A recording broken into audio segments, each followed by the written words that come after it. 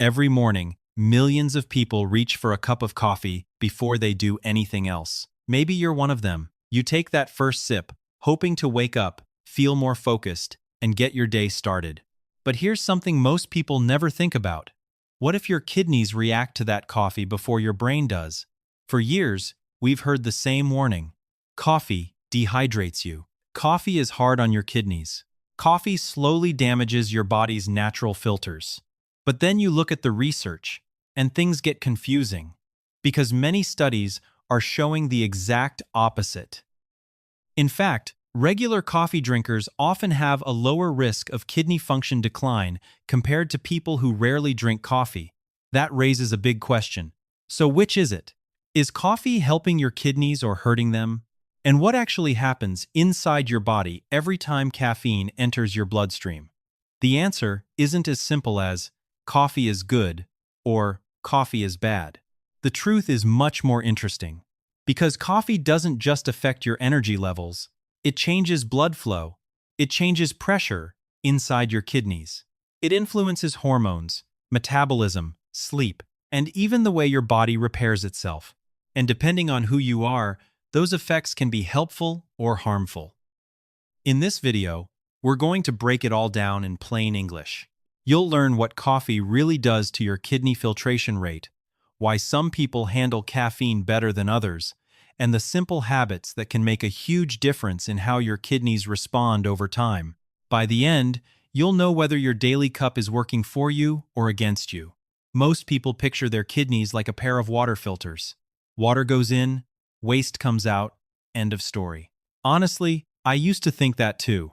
But your kidneys are doing something far more complex than filtering water. Every single minute, nearly a quart of blood flows through them. That's an incredible amount of traffic moving through two organs that are only about the size of your fists. Inside your kidneys are millions of tiny filtering units called glomeruli. These aren't passive filters just sitting there catching waste. They're active, living structures, constantly responding to changes in your body. They react to blood pressure. They react to hormones. They react to stress. And yes, they react to coffee. That's why kidney health isn't simply about how much water you drink. A lot of people assume that if they're hydrated, their kidneys must be fine. But that's only part of the picture. One of the most important measurements doctors look at is something called GFR, or glomerular filtration rate. Most people hear that term and think it's measuring how much water is moving through the kidneys. It's not. GFR is really a reflection of how blood is flowing through those tiny filters and how much pressure they're experiencing. And once you understand that, you start to see coffee in a completely different way. Because coffee doesn't just affect hydration. It affects the entire system controlling blood flow inside your kidneys. Before we talk about coffee, we need to understand what GFR really is. Think of GFR as a snapshot of how hard your kidneys are working at any given moment. It's not controlled by just one thing.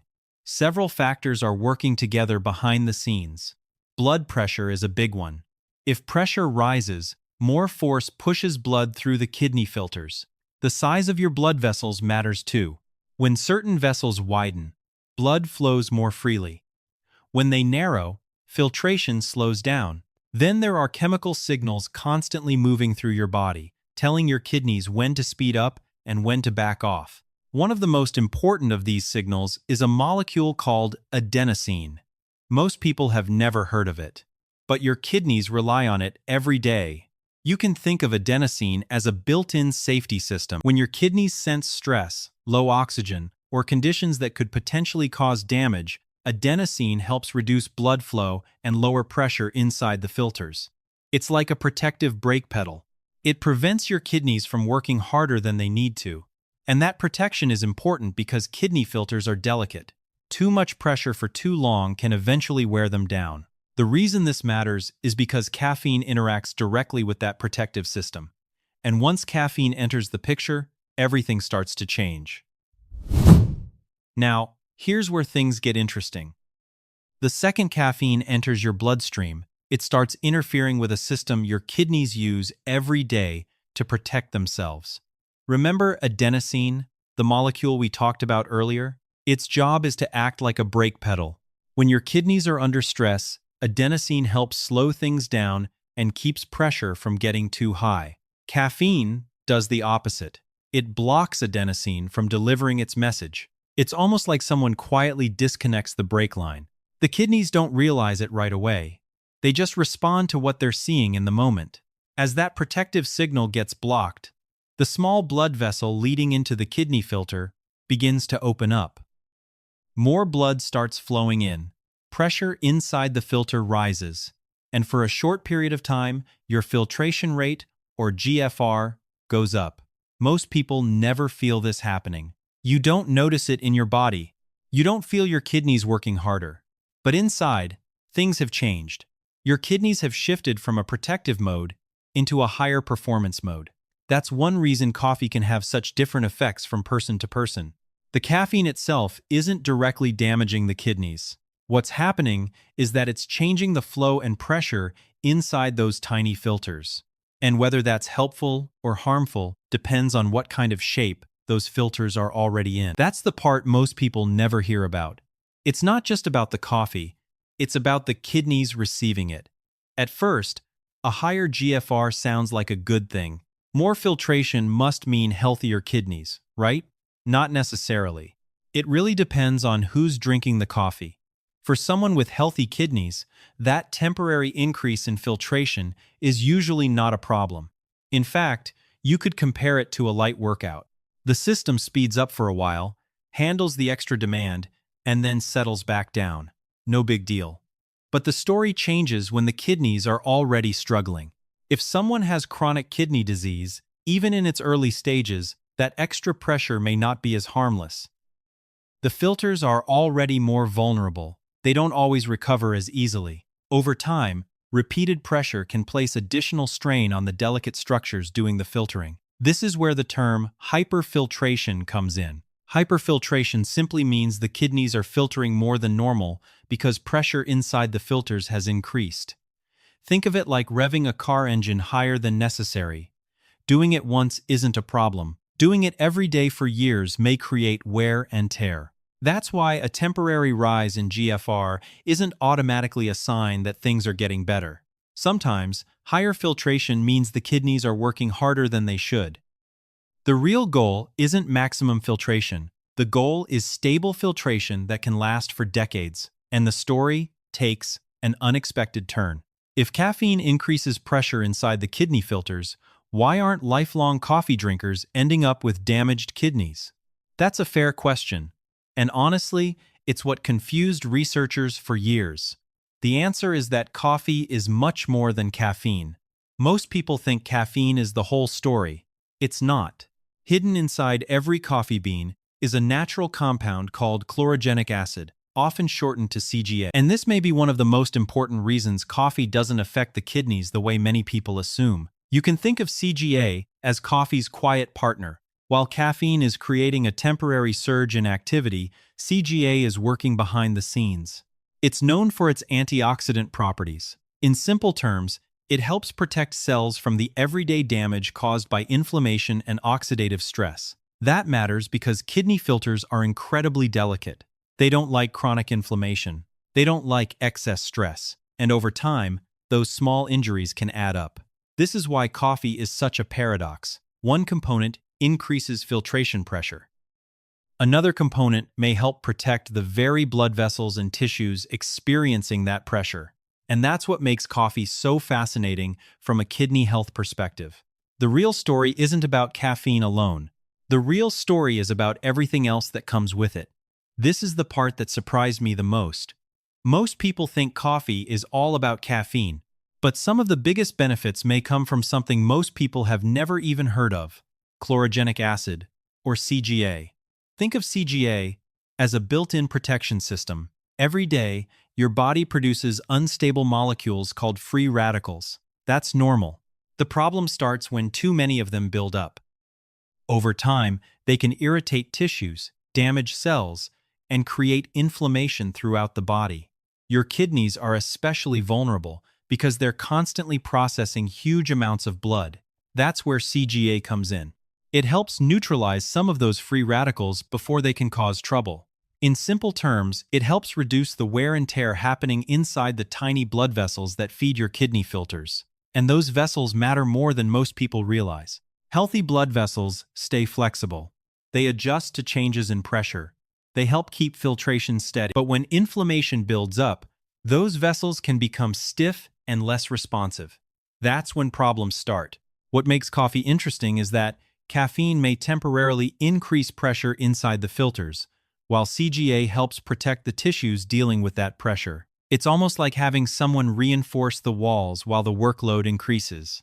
That doesn't mean coffee is magic, but it helps explain why many long-term coffee drinkers don't automatically develop kidney problems. There's more happening inside that cup than just caffeine. When people talk about kidney health, dehydration usually gets all the attention. And yes, staying hydrated matters. But according to what researchers have learned over the years, dehydration isn't the biggest threat to your kidney filters. A much larger problem is insulin resistance. This happens when your cells stop responding to insulin the way they should. As a result, blood sugar stays higher for longer periods of time, and that's where the real damage begins. When excess sugar keeps circulating through the bloodstream, it starts attaching itself to proteins inside the body. This process is called glycation. You don't need to remember the word. Just remember the effect. Over time, it can damage the delicate filtering membrane inside the kidneys. The filters gradually become thicker, less efficient, and less flexible. The scary part is that this often happens quietly. Most people don't feel it happening. There are no warning signs in the beginning. But year after year, high blood sugar can slowly wear down the structures responsible for maintaining a healthy GFR. That's one reason diabetes remains one of the leading causes of kidney disease worldwide. So when we talk about protecting kidney function, we're not just talking about water, we're talking about blood sugar, insulin, and the long-term health of the filtration system itself. Now, here's where the story becomes really interesting. If insulin resistance is one of the biggest threats to kidney function, then anything that helps improve metabolic health could indirectly help the kidneys too.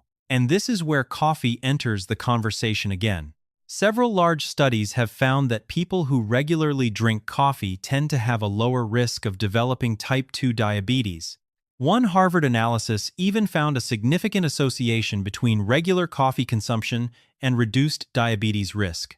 That doesn't mean coffee is a cure, and it definitely doesn't mean drinking more coffee automatically guarantees better health. But the connection is hard to ignore. Researchers believe coffee contains compounds that may help support insulin sensitivity and glucose regulation over time. Why does that matter for the kidneys?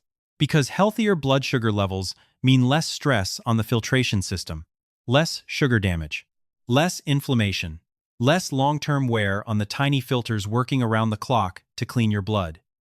This is one of the biggest misconceptions people have about kidney health. They focus only on the kidneys. But your kidneys don't work in isolation. They're deeply connected to your metabolism. And when metabolic health improves, the kidneys often benefit too. That's why the relationship between coffee and kidney health is much bigger than caffeine alone. Sometimes, the biggest benefits happen indirectly through the systems that influence the kidneys every single day. Here's something I think a lot of people overlook. They focus on the coffee, but they don't pay attention to what state their body is already in before they drink it. And that matters a lot. Let's say you wake up already stressed. Your phone is blowing up. You're running late. You have deadlines, bills, family problems, or a million things on your mind.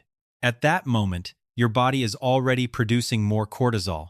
Cortisol is your main stress hormone. It's designed to help you deal with challenges, but when it stays high too often, it can create problems throughout the body, including your kidneys. Now add caffeine on top of that. For some people, caffeine can push cortisol even higher. Your heart beats faster, your blood vessels tighten, blood pressure rises, and suddenly, your kidneys are dealing with more pressure than they normally would. The tiny filters inside your kidneys feel that pressure immediately. Most people never notice it. They just think, I feel more awake. But beneath the surface, your kidneys are handling a completely different situation. This is why coffee can feel great one day and leave you feeling wired or uncomfortable the next. Sometimes it isn't the coffee itself. Sometimes it's the stress you're bringing to the coffee. And if there's one thing I've learned, it's that your body always responds to the combination of factors, not just one factor by itself. Think about it this way. Stress is already pushing down on the gas pedal. Then caffeine comes along and pushes even harder. That's essentially what's happening inside the body. When you're stressed, cortisol levels are already elevated. Your body is already operating in a higher alert state. Blood pressure may already be higher than normal. Your nervous system is already working overtime. Then caffeine enters the picture. Now you have two separate forces creating pressure at the same time. One is coming from stress, the other is coming from caffeine. Together, they create a much bigger effect than either one would alone. And your kidney filters end up right in the middle of it. I've noticed this in my own life. There are days when coffee feels smooth and energizing. Then there are days when the exact same cup makes me feel jittery, restless, or strangely tense. The difference isn't always the coffee. The difference is often what's happening in the background. Your stress level changes the way your body responds. And your kidneys are part of that response, whether you realize it or not. That's why drinking coffee when you're calm and well-rested can be a completely different experience than drinking it during a stressful morning rush. Most people think of sleep as something the brain needs, but your kidneys depend on good sleep too. In fact, nighttime is when a lot of repair work happens throughout the body. During deep sleep, things finally slow down. Blood pressure drops, stress hormones come down. The body shifts away from constant activity and into recovery mode. Your kidneys benefit from that quiet period. It's their chance to catch up, their chance to recover from the demands of the day. The problem is that late-day caffeine can interfere with that process. Even if you fall asleep, caffeine may still affect sleep quality behind the scenes. And for some people, it stays in the body much longer than expected. That's especially true if you're sensitive to caffeine. When sleep quality drops, the body's repair window gets smaller. Night after night, that lost recovery time can start adding up. You wake up tired. You need more coffee. Then the cycle repeats itself. I've seen people focus so much on what they drink that they completely ignore how they're sleeping. But if you care about your kidneys, sleep deserves just as much attention as coffee. Because healthy kidneys don't just need good filtration, they also need time to recover. And for most of that recovery, there's no substitute for a good night's sleep. This is probably one of the most common questions people ask. And honestly, for years I heard people say the same thing. If you drink too much coffee, you'll end up with kidney stones. But when you look at the science, the answer isn't that simple. In fact, plain black coffee is not the main problem. Coffee naturally increases urine production. That means you're flushing more fluid through your urinary system. And in many cases, that's actually helpful because it reduces the chance of minerals sitting around long enough to form crystals. The bigger issue isn't usually the coffee itself, it's what gets added to it. Think about some of the most popular coffee drinks today. Extra sugar, flavored syrups, sweet creamers, caramel drizzle, whipped cream. At some point, the coffee becomes more like a dessert than a beverage. That's where the concern starts. Large amounts of sugar can create metabolic stress throughout the body. Over time, that may increase factors linked to stone formation. So when people blame coffee, they may be blaming the wrong thing. The real question isn't, do you drink coffee? The real question is, what's actually in your cup? A simple cup of coffee and a large sugary coffee drink can have very different effects on your body. And your kidneys know the difference, even if your taste buds don't. Have you ever noticed that two people can drink the exact same coffee and have completely different experiences? One person drinks a large cup and feels perfectly fine. The other person feels wired for hours. Their heart races. They can't focus, and they're still awake at midnight. For a long time, I thought that was just personal preference, but a lot of it comes down to genetics. Inside your body is a gene called CYP1A2. Its job is to help break down caffeine. Some people inherit a version that works very quickly. They're often called fast metabolizers. Their bodies clear caffeine faster, so the effects don't last as long. Others inherit a slower version. These people process caffeine much more slowly. For them, caffeine hangs around in the bloodstream for hours longer than expected. That's why the same cup of coffee can feel completely different from one person to another. It's not because one coffee is stronger. It's not because one person is tougher. Their bodies are simply processing caffeine at different speeds. I think this explains why coffee advice can be so confusing. Someone says, I drink coffee all day and sleep great. Someone else says, 1 cup ruins my sleep. Both people may be telling the truth.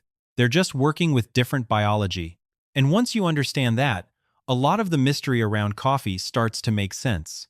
So, how do you know if you're someone who processes caffeine slowly? Your body usually gives you clues. You just have to pay attention.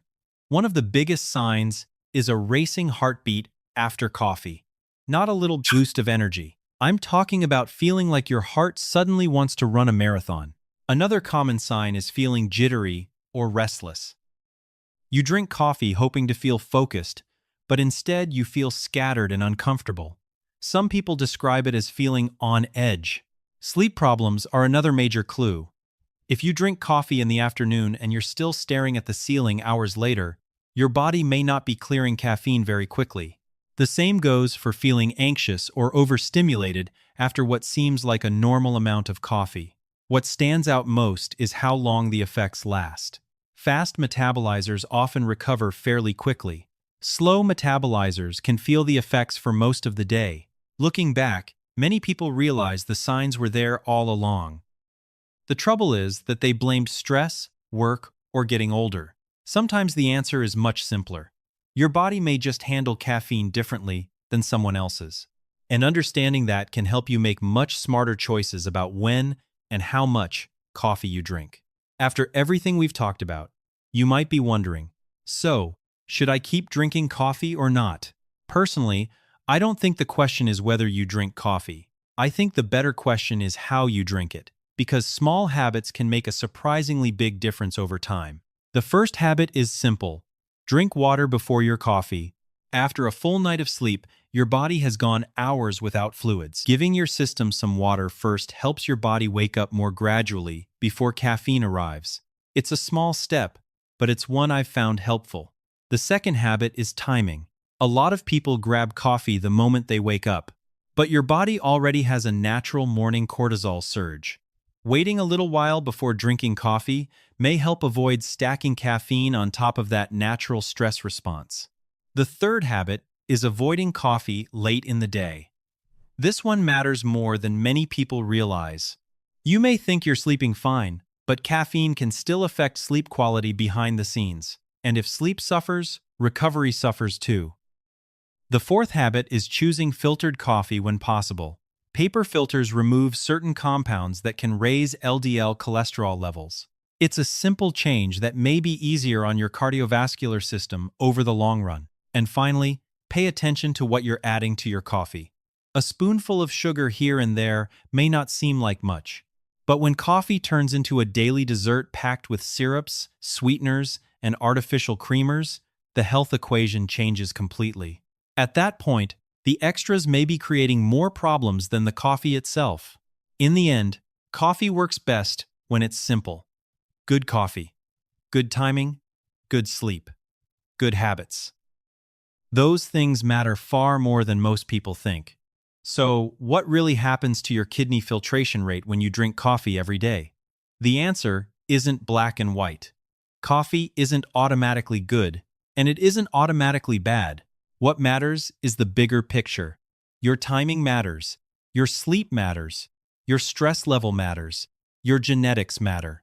Even the way you prepare your coffee matters. For some people, coffee can fit into a healthy lifestyle for decades.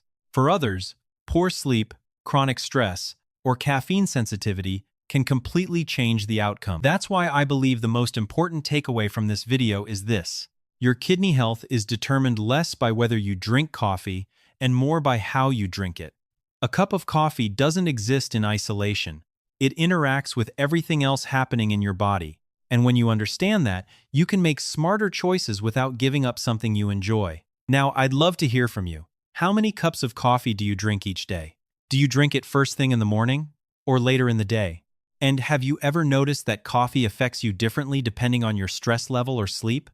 Leave a comment below and share your experience. I read as many comments as I can, and I'd love to know what your routine looks like. If you found this video helpful, make sure to subscribe to Hidden Organ Secrets and turn on notifications so you don't miss future videos. And stay tuned, because in the next video, we're going to explore another fascinating topic about kidney health and nutrition science that could completely change the way you think about protecting your body as you get older. Thanks for watching, and I'll see you in the next one.